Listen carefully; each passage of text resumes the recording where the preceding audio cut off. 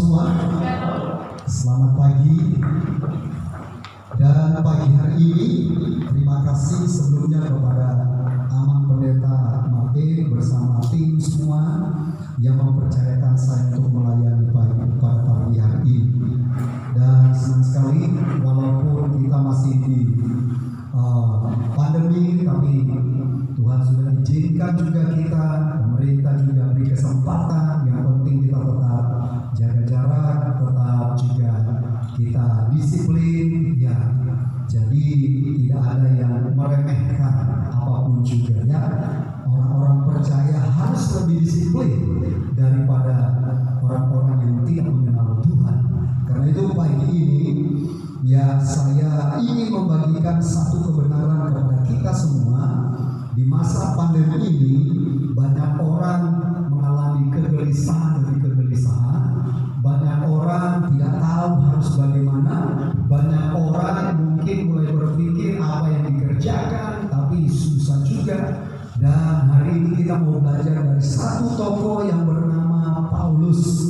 Ya, tadi sudah dibaca juga di ayat pembacaan tadi oleh Ibu Gembala yang memimpin kita dalam pembacaan dari Filipi. Dan hari ini saya memberikan satu tema, bisa melakukan semua. Ini temanya perlu pemahaman, ya. Kok bisa melakukan semua? Mari kita lihat bersama-sama pembacaan kita hari ini dari kitab Filipi pasal yang keempat, ya. Filipi pasal yang keempat. Filipi pasal yang keempat, boleh dibuka di selanjutnya juga. Saya ambil ayat 3-nya, tapi gak apa-apa, kita baca dulu ayat yang ke 11, 12, dan 13. Hari ini luar biasa karena firman Tuhan ini hebat sekali.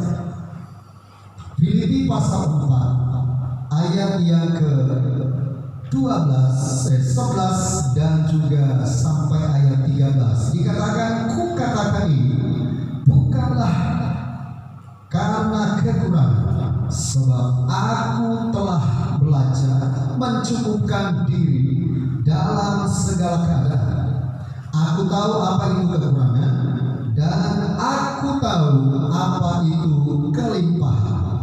Dalam segala hal dan dalam segala perkara tidak ada sesuatu yang merupakan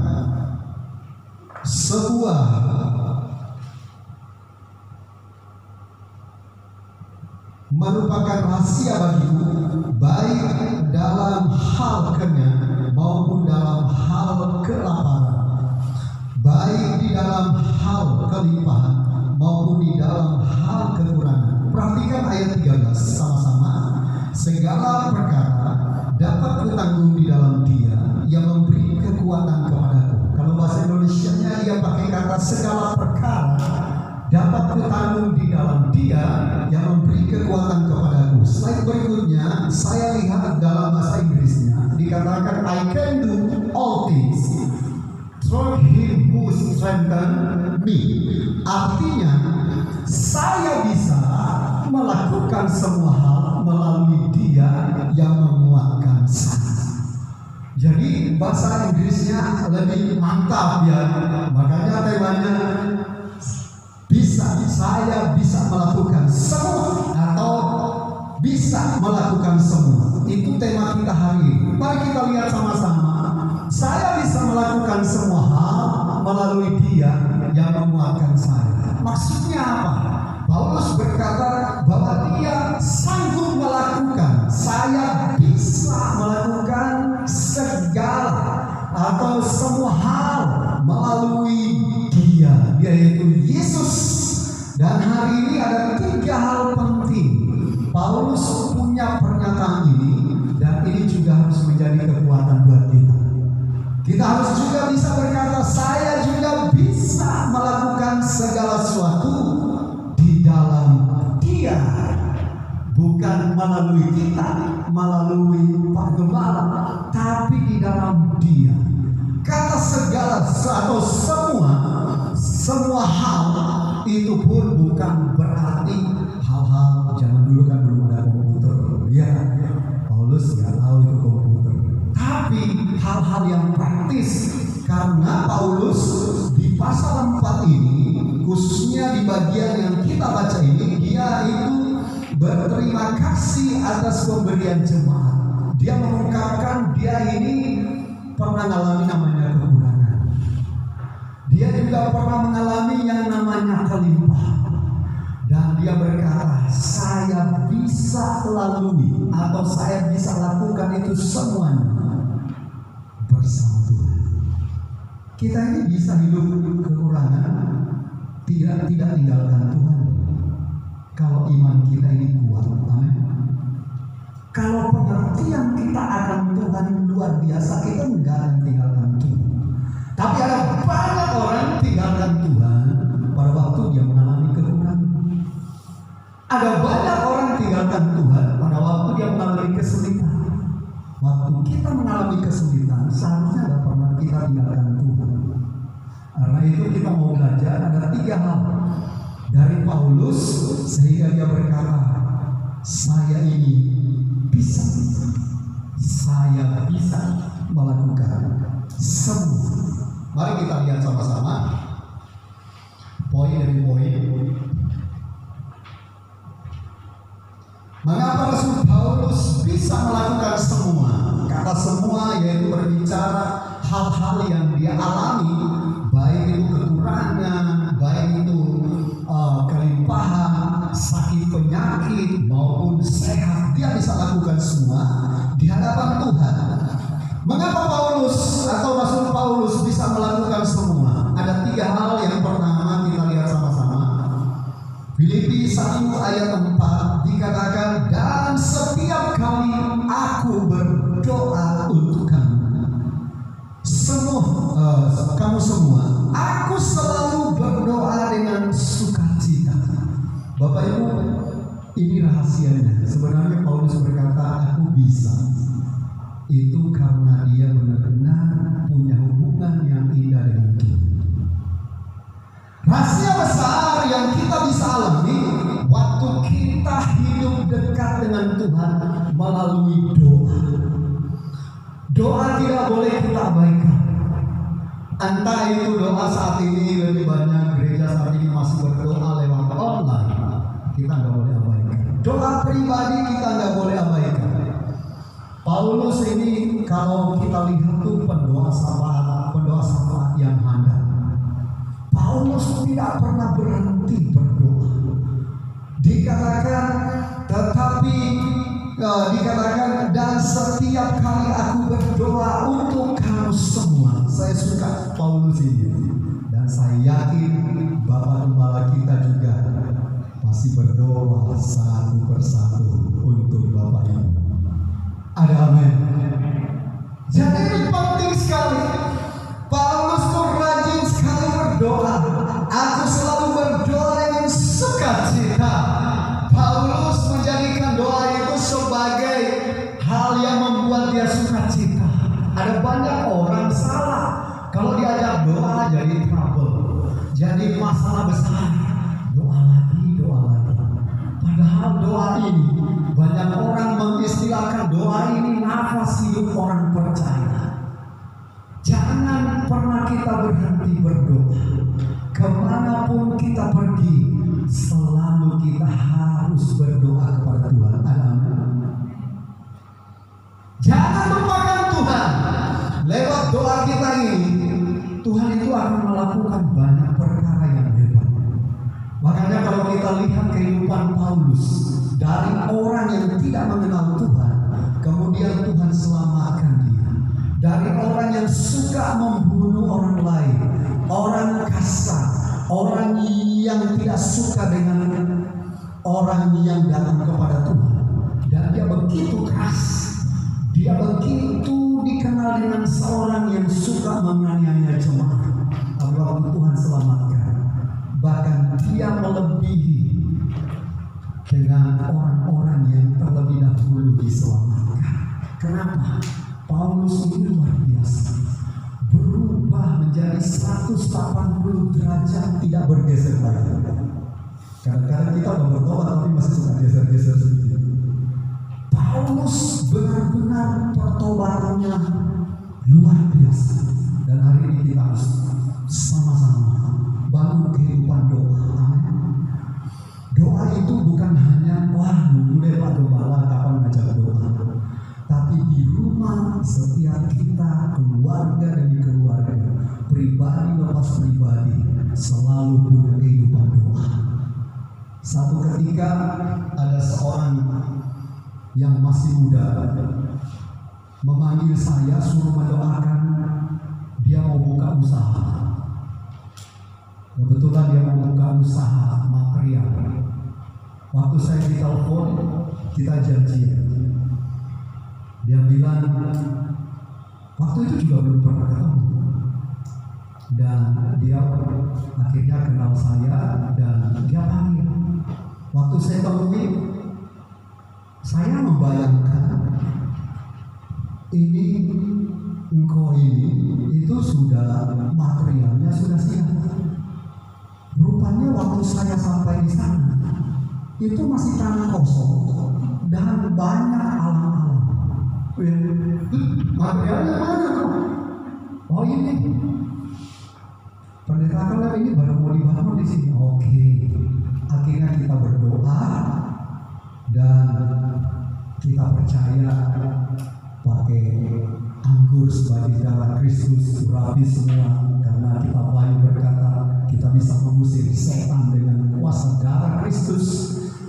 Dan singkat cerita kita selesai doa dan saya kasih pesan sama dia, nanti kalau tokonya sudah dibangun kita doakan lagi ya, sebelum besok mau buka usaha. Dan singkat cerita tokonya selesai dan kita doa lagi. Tapi sebelum saya tinggalkan itu, saya selalu kasih pesan, kau harus lakukan ini. Setiap pagi datang ke toko, sebelum dibuka, kau harus memuji Tuhan dan berdoa terlebih dahulu di dalam. Dan itu dia lakukan. Singkat cerita, Tuhan berkati dia dengan luar biasa. Diberkati apa yang dia kerjakan, orangnya juga rendah hati, orangnya juga sama nasabah baik sekali. Akhirnya dia banyak sekali langganan, dan akhirnya dia bisa beli rumah, bikin rumah miliaran. Dia kembangkan lagi usahanya. Belum lama lagi panggil saya lagi karena buka cabang baru lagi. Dan ini saya mau kasih tahu, Alkitab jelas sekali berkata, Yohanes 15 ayat 5, di luar Tuhan kita nggak bisa berbuat apa-apa. Karena itu kita butuh Tuhan. Nah, butuh Tuhan. Dalam perjanjian baru itu ada seorang yang bernama Rasul Yakobus. Dia katakan begini, setiap kali kita merencanakan segala sesuatu, kita harus melibatkan Tuhan terlebih dahulu. Yang setuju katakan amin. Jemaat tempat ini mau libatkan Tuhan. Bangun kehidupan doa, karena kita berdoa gak pernah rugi. Banyak mungkin orang berpikir berdoa lama-lama rugi dong, kan pakai pepatah Inggris, time is money. No, Tuhan akan memberikan yang lebih lagi. Sekarang kita mau kerja 8 jam dan hasilnya misalnya 1 M, atau mau kerja 2 jam karena cari Tuhan dulu, hasilnya juga sama. Ibu Dorma mau kerja yang mana? Pasti mau pilih yang 2 jam, hasilnya sama. Artinya apa? Bukan saya ngajarin doktrin-doktrin yang beda, tapi kita libatkan Tuhan. Kadang-kadang Tuhan itu buat sesuatu yang tidak pernah kita pikirkan menjadi nyata. Amin. Jadi pulang dari tempat ini, jangan abaikan yang namanya kehidupan doa. Nabi Elia dalam perjanjian lama dia hidupnya dengan doa. Waktu dia meminta hujan, karena Israel saat itu sudah 3,5 tahun tidak ada hujan. Kalau itu terjadi di Depok mungkin sampai rumah kita kering semua. 3,5 tahun tidak hujan. Dan Elia mulai berdoa. Alkitab mencatat 7 kali Elia itu bolak-balik berdoa kepada Tuhan. Bapak Ibu jangan berpikir begini, 7 kali 5 menit selesai, terus 5 menit lagi selesai, terus cuma berarti 7 kali 5 berapa? Cuma 35 menit. Bukan itu, tapi benar-benar dia bergumul, Tuhan aku butuh pertolongan Tuhan. Biarlah Tuhan boleh tolong Israel kekeringan. Bayangkan kalau udah kekeringan habis, pertanian selesai, peternakan selesai, sapi mau makan apa? Nggak mungkin sapi mau makan beras, pasti rumput. Lembu makan rumput. Nah, pertaniannya habis, peternakannya juga habis. Tapi lihat, waktu Elia berdoa yang ke-7 kali, Alkitab dengan jelas mengatakan waktu hujannya atau yang bantu dia saat itu melihat ke arah laut dan ada awan sebesar telapak tangan. Mustahil, ya kan? Mustahil kalau ada awan sebesar telapak tangan kemudian bisa menghasilkan hujan yang deras. Kadang-kadang waktu kita dalam pergumulan, pertolongan Tuhan kelihatannya kecil, tapi hasilnya dahsyat. Amin. Libatkan Tuhan, panggil nama Tuhan. Yeremia 33 ayat 3, berserulah kepadaku, maka aku akan menjawab engkau. Aku akan memberitahukan kepadamu perkara-perkara besar, yakni perkara-perkara yang belum kita tahu. Saya Amang Pendeta belum tahu virus corona berhenti apa. Karena ada jemaat tempat kita tanya, Pak Pendeta kalian corona ini sampai kapan nih? Bayangkan, mungkin dia dipikir ini pendeta hebat, bisa tahu. Saya cuma jawab, saya bilang saya juga belum tahu, karena bukan saya yang ciptain.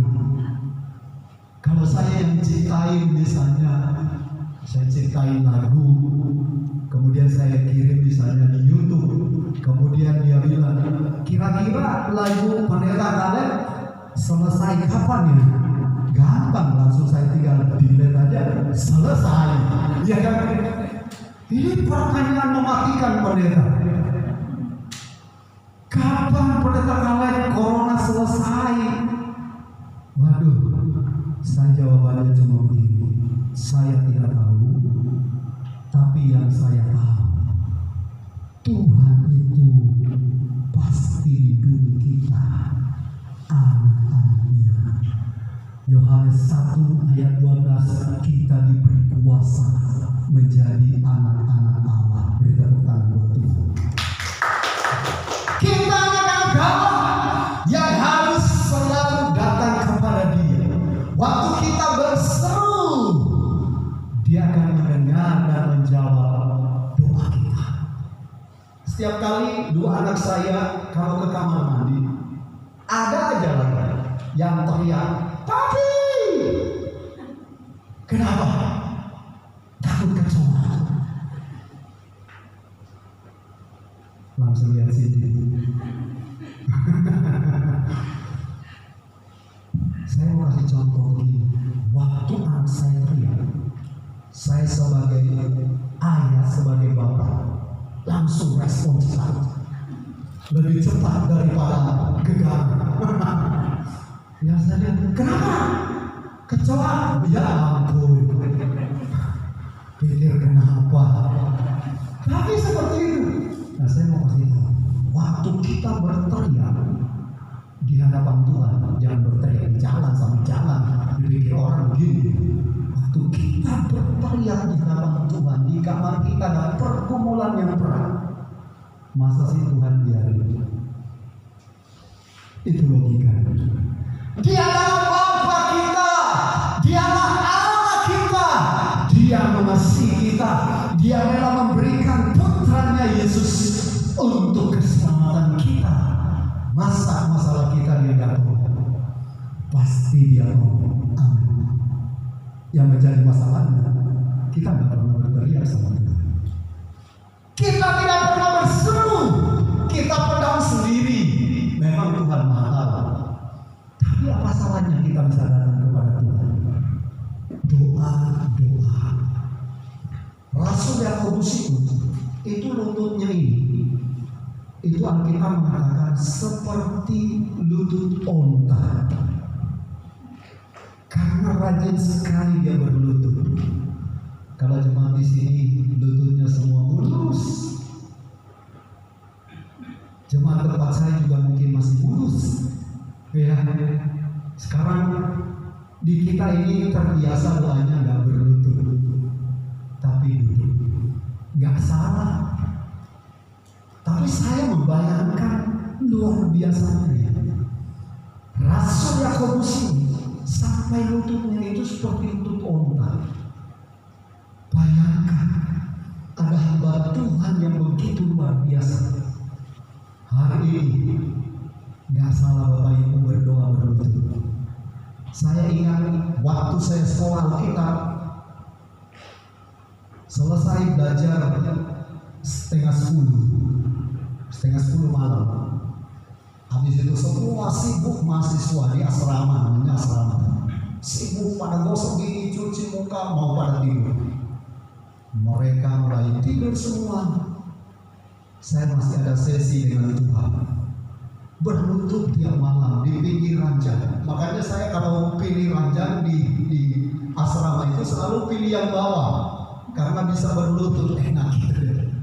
Kenapa saya masih berlutut? Yang lain tuh sekolahnya dibiayain oleh orang tua tiap bulan ditransfer. Saya itu nggak ada yang transferin, nggak ada yang biayain sekolah saya.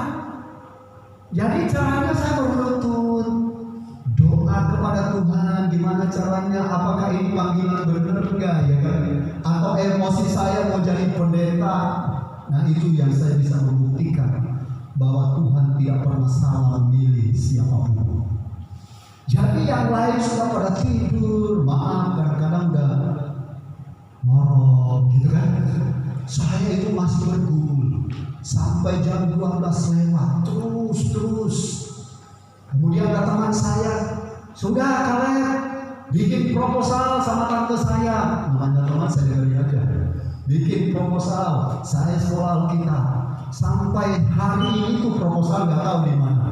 Jawabannya nggak ada. Tapi yang menarik, waktu saya cari Tuhan, saya doa tiap hari di kampus. Bahkan bendahara sekolah sudah nagih-nagih terus. Panggilan yang ketiga, saya pikir selesai, berarti saya harus balik Jakarta cari kerja lagi. Tapi dia berkata apa? Mas Kaleb, sekolahmu dan uang wisudamu sudah ada yang bayar. Beri tepuk tangan buat Tuhan.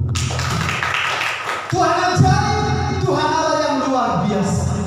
Jadi kita nggak boleh mengabaikan apa yang kita doakan banyak sekali. Bapak Ibu boleh doakan Pak Gembala kita, Ibu, anak-anaknya. Doakan jemaat yang lain, saling mendoakan. Namanya menabur. Ya kalau semakin kita banyak menabur, semakin banyak mujizat-mujizat. Amin. Ya nggak ada kata wah melawan hamba Tuhan, jangan. Kita berdoa. Amin. Kami sebagai hamba Tuhan banyak juga kekurangan, kelemahan. Ya, kadang-kadang kita ini sama saudara seiman kadang-kadang suka bingung juga. Kalau yang kita lakukan 99% baik, waktu bikin kesalahan satu saja 99 selesai. Ya kan? Itu sifat manusia. Ayo kita mulai doa. Amin. Mau mulai dari tempat ini mulai doa.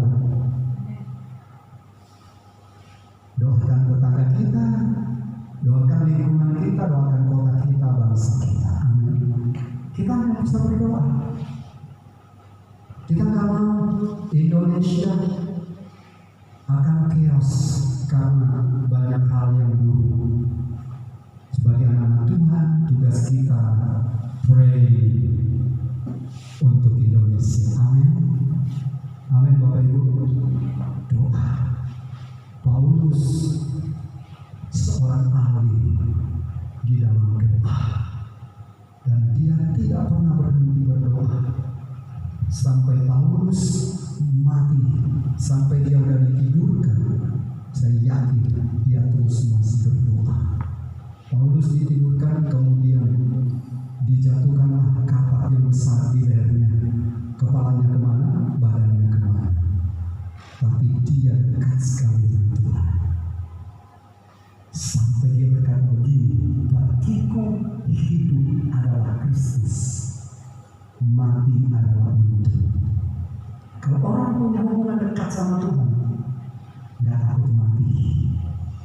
Kalau dia tahu ini kebenaran.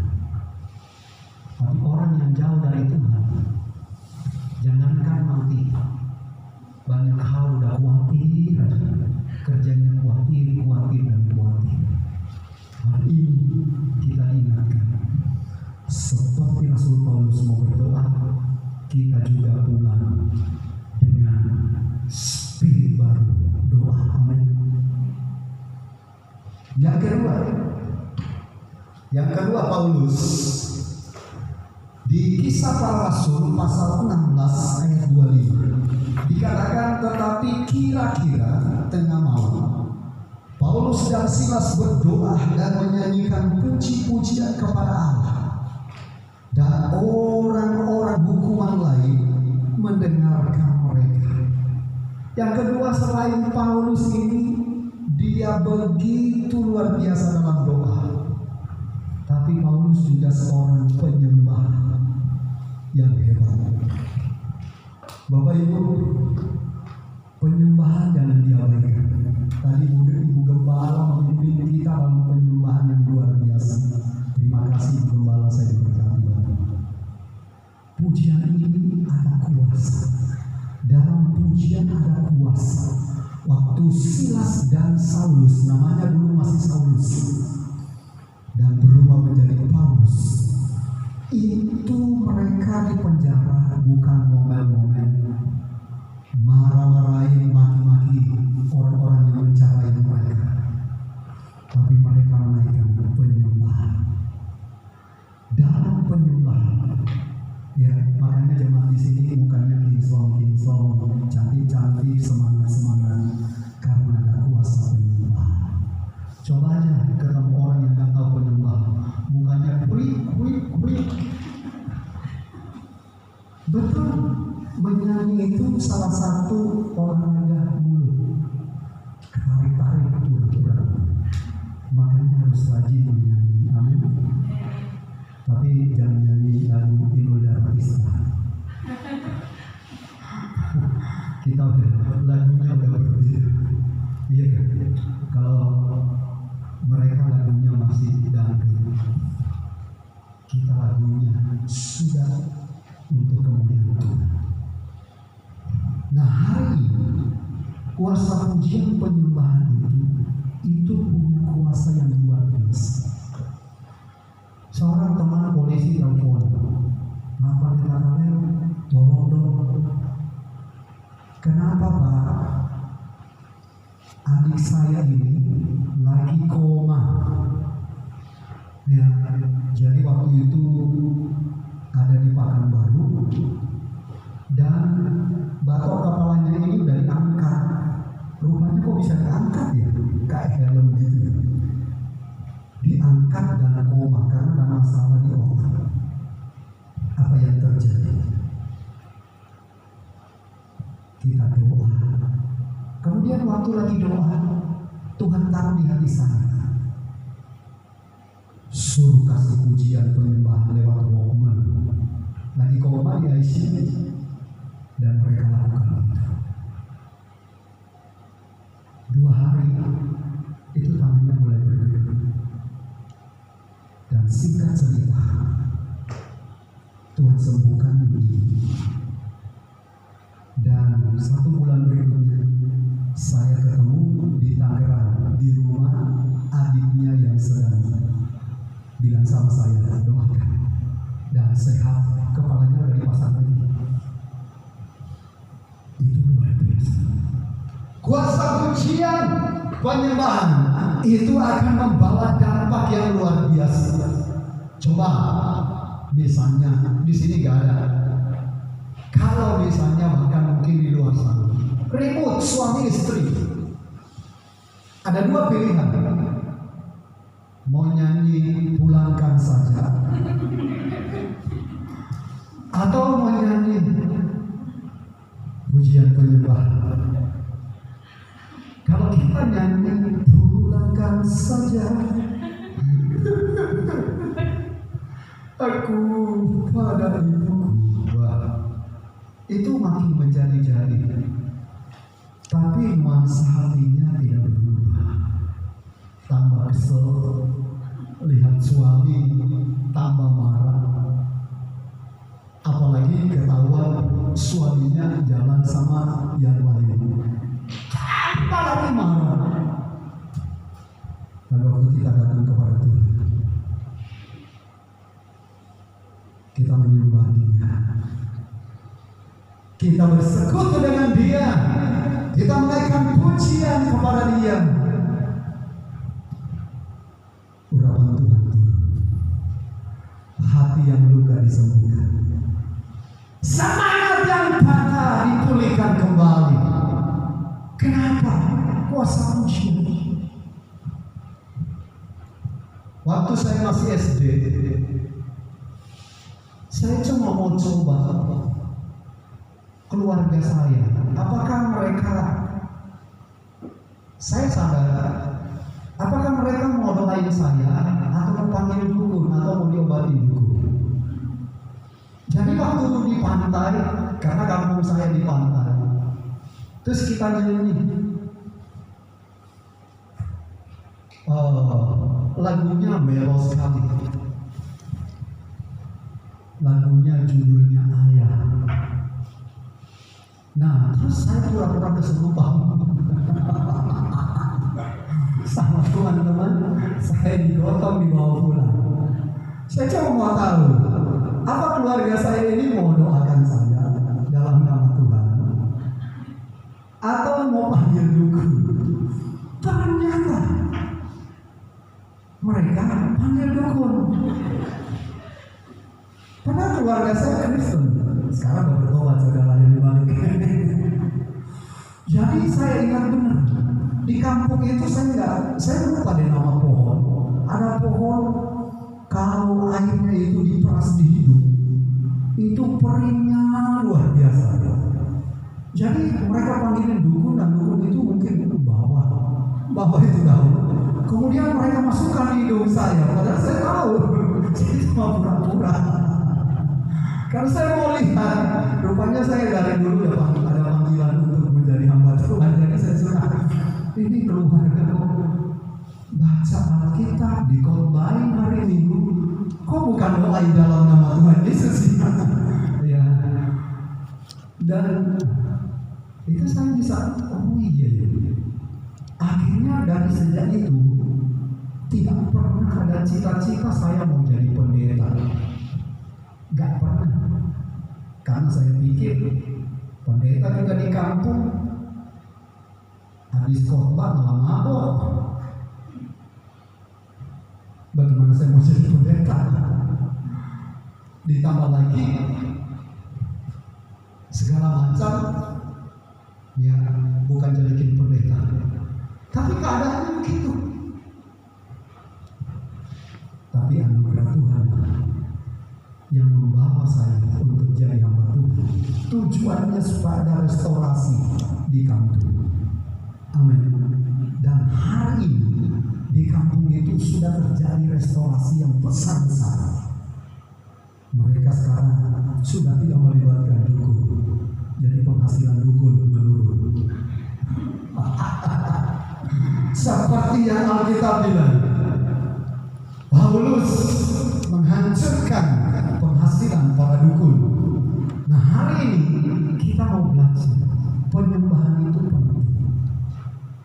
saya menciptakan satu lagu yang bagus, lagu untuk perjamuan kudus. Karena cintamu di dalam hidupku, karena cintamu bagi umatmu, karena cintamu di dalam hidupku, karena cintamu bagi umatmu, pengorbananmu begitu tulus, pengorbananmu begitu mulia, pengorbananmu begitu berharga di dalam hidupku. Kami membawa korban pujian, kami membawa korban syukur, kami membawa korban yang harum di hadapan Raja segala raja, pengorbananmu, dan seterusnya. Silakan kalau mau dinyanyikan, kalau Amang Pendeta mau rekomendasikan, tinggal panggil di YouTube Pendeta Kalen Dorinisi, keluar dari itu. Dan waktu saya ciptakan lagu ini luar biasa, sudah memberkati juga jemaat di tempat kami beribadah. Ya, apalagi diiringi dengan ada Pak Henry juga di sini, ada teman kita jago-jagoan keyboard.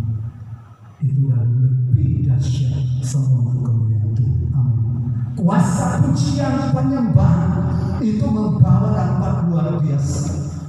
Kalau kita lagi gundah-gulana, jangan cari yang lain, cari Tuhan, panggil Tuhan, dan sembah Dia, maka Dia akan melakukan sesuatu yang luar biasa. Bapak Ibu yang terakhir, yang ketiga, yang terakhir, Paulus ini bisa, kenapa? Dari kitab Roma 12 ayat 11 dikatakan, janganlah hendaknya kerajinan kendor, biarlah rohmu menyala-nyala dan layanilah Tuhan. Yang ketiga, Paulus ini seorang pelayan yang hebat, pelayan yang luar biasa.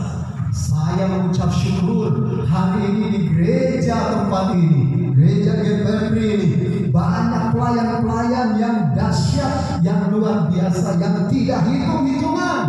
Banyak pelayan yang luar biasa.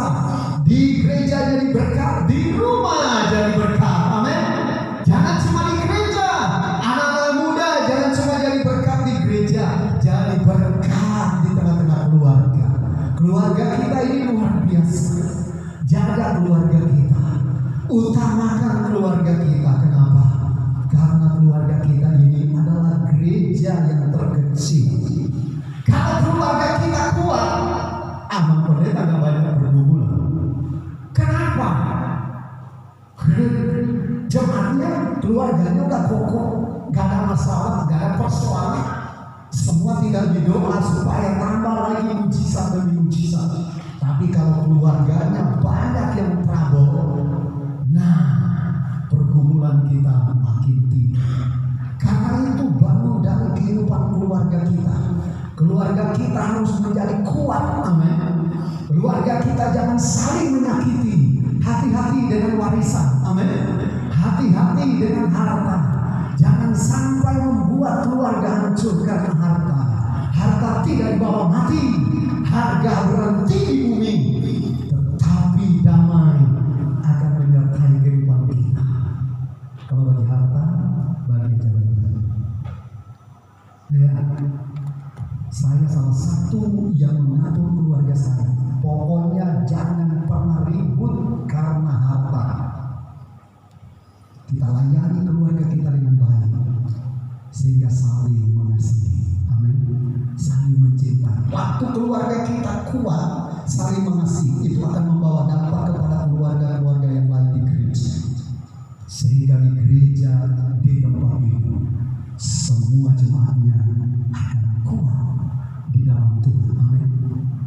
Dia yang diberkati makin jadi berkat lagi buat yang lain. Kisah Para Rasul pasal 2, bagaimana jemaat mula-mula menjadi jemaat yang hebat, yang punya tanah lebih dia jual dan dia bagi lagi kepada yang kekurangan. Dan ini bisa terjadi di tempat ini. Waktu yang datang mungkin kekurangan, yang lain bisa ngomong. Kenapa? Itulah gereja. Paulus seorang pelayan yang luar biasa, pelayan yang kuat, pelayan yang tidak pernah bersungut-sungut, pelayan yang tidak pernah menuntut. Paulus melayani dengan setulus hati. Saya juga berdoa supaya setiap kita, saya amal pendeta, supaya kami boleh melayani dengan setulus hati. Dan bukan berhenti di situ, kita tingkatkan menjadi pelayan-pelayan Tuhan yang rajin. Semua jemaat juga menjadi orang-orang yang rajin. Amin. Rajin di dalam kehidupan keluarga kita rajin.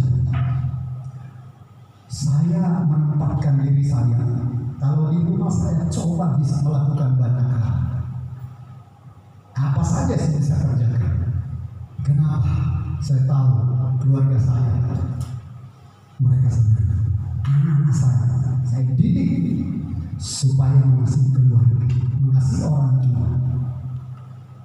Dan saya yakin setiap keluarga kita akan menjadi keluarga yang kuat, karena kita melayani satu dengan yang lain dengan kasih. Karena itu hati-hati kalau lagi makan bersama, jangan satu cuma handphone aja, ya berkomunikasi. Amin. Nikmati setiap berkat-berkat daripada Tuhan.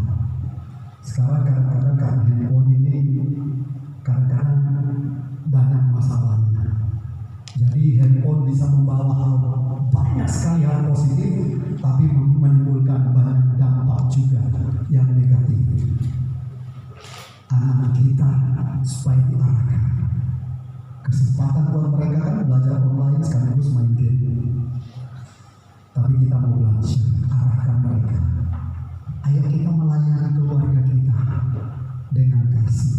Kita mau belajar dari Paulus. Paulus itu melayani luar biasa. Dia rajin sekali. Paulus rajin. Dia seorang pembuat tenda.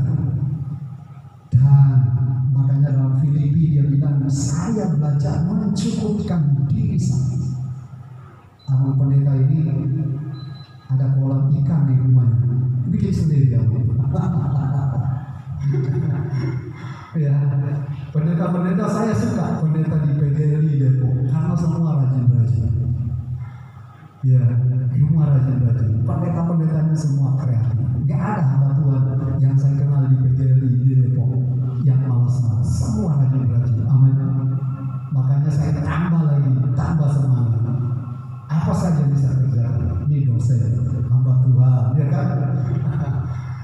Jadi kita ini penting, jangan jadi orang malas. Pernah saya melayani satu bapak, sudah dibeliin sama istrinya kendaraan. Saya bilang, nanti kamu kalau kerja online ini harus setiap hari 1 orang kepada istri supaya kendaraannya bisa lunas dengan baik. Tapi tidak dilakukan. Akhirnya nggak lama mobilnya dijual lagi. Hati-hati dengan kemalasan. Alkitab mengatakan kalau yang malas-malas ini harus belajar kepada semut. Ya, kita ini orang-orang yang hebat. Bukan kita harus belajar kepada semut. Kita harus belajar kepada Tuhan. Itu sebenarnya cuma mungkin sindiran saja, ya kan? Tapi saya yakin jemaat di tempat ini, bahkan yang nonton di online ini, pasti menjadi jemaat-jemaat yang rajin, yang melayani dengan luar biasa, melayani keluarga, melayani di gereja, melayani di tengah masyarakat dengan kasih. Amin. Mari kita simpulkan sama-sama.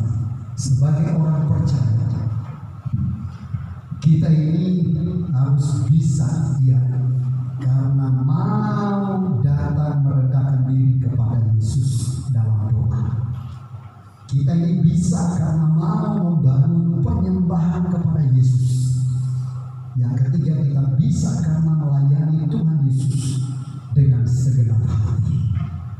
Pulang dari tempat ini, lakukan 3 hal ini. Keluarga kita, gereja GPMB akan mengalami banyak berkat-berkat Tuhan karena jemaatnya diberkati Tuhan. Mari kita tunduk kepala, kita berdoa bersama-sama. Bapa, kami mengucap syukur karena hari ini kami boleh belajar. Kalau Paulus berkata bisa melakukan semua di dalam Tuhan, kami juga pulang dari tempat ini punya prinsip yang sama. Kami bisa melakukan semua di dalam Tuhan. Pergumulan-pergumulan hidup kami, pergumulan-pergumulan pelayanan kami, pergumulan-pergumulan bisnis dan pekerjaan, kami taruhkan semua dalam Tuhan. Engkau jawaban, Engkaulah yang terbaik dalam hidup kami. Berkati Tuhan seluruh jemaat-Mu di gereja GPMB Depok ini.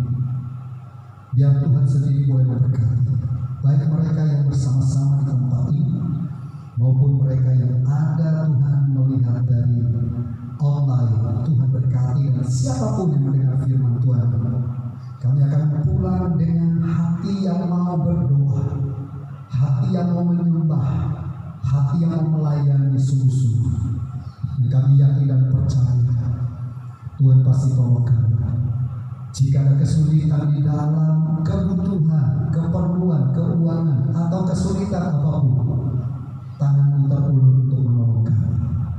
Berkati hamba-Mu Amang Pendeta Martin Batubara bersama keluarga dan juga bersama seluruh pelayan Tuhan. Tuhan memberkati, Tuhan mengurapi, sehingga Tuhan nama-Mu ditinggikan, nama-Mu dimuliakan. Pelayanan mereka di tempat ini semakin hari semakin bertumbuh. Banyak jiwa-jiwa dimenangkan, banyak orang dipulihkan, banyak orang diselamatkan. Terima kasih Bapa. Hamba-Mu serahkan seluruh umat-Mu, seluruh jemaat-Mu, dan seluruh pelayan-Mu di tempat ini di dalam nama Tuhan Yesus. Yang diberkati siap mengalami berkat yang besar. Katakan amin sama-sama. Amin. Tuhan